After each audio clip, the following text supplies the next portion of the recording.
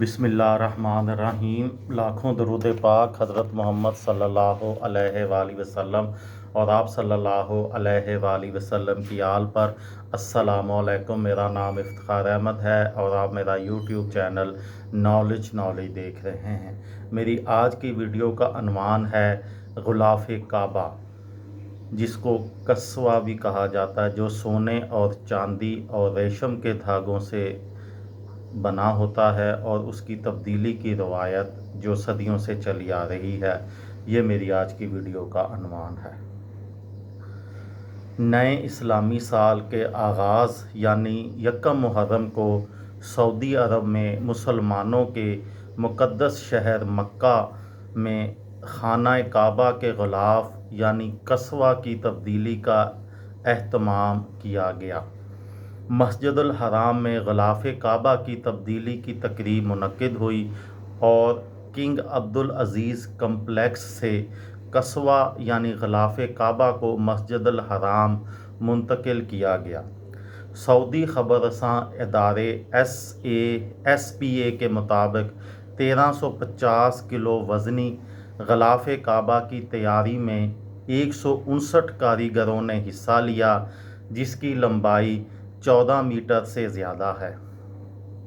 غلاف کعبہ کی تیاری میں تقریباً 1000 کلو ریشم، 120 کلو سونے اور 100 کلو چاندی کے دھاگے کا استعمال کیا گیا ہے۔ سینکڑوں کلو گرام ریشم، چاندی اور سنہری دھاگوں سے تیار کیا جانے والا خانہ کعبہ کا غلاف کئی دہائیوں سے ہر سال ذوالحجہ کے اسلامی مہینے میں حج کے موقع پر 9 ذوالحجہ کو تبدیل کیا جاتا رہا ہے۔ ہر سال غلاف کعبہ کی تقریب نماز عشاء کے بعد تقریباً 5 گھنٹے تک جاری رہتی ہے اور اسے پوری دنیا میں لوگ براہ راست دیکھ بھی سکتے ہیں۔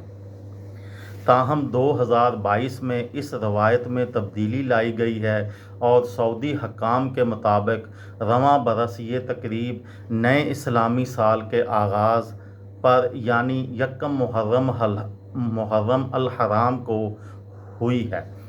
جب 2022 میں غلاف کعبہ کی تبدیلی کی تاریخ تبدیل ہوئی تو اس سلسلے میں حرمین شریفین کے امور کے صدر کی جانب سے ایک بیان جاری کیا گیا، جس میں بتایا گیا کہ شاہی حکم پر نیا غلاف 10 ذی الحجہ کو خانہ کعبہ کے منتظمین کے حوالے کیا جائے گا اور اس کی تبدیلی کا عمل یکم محرم الحرام کو سر انجام پائے گا۔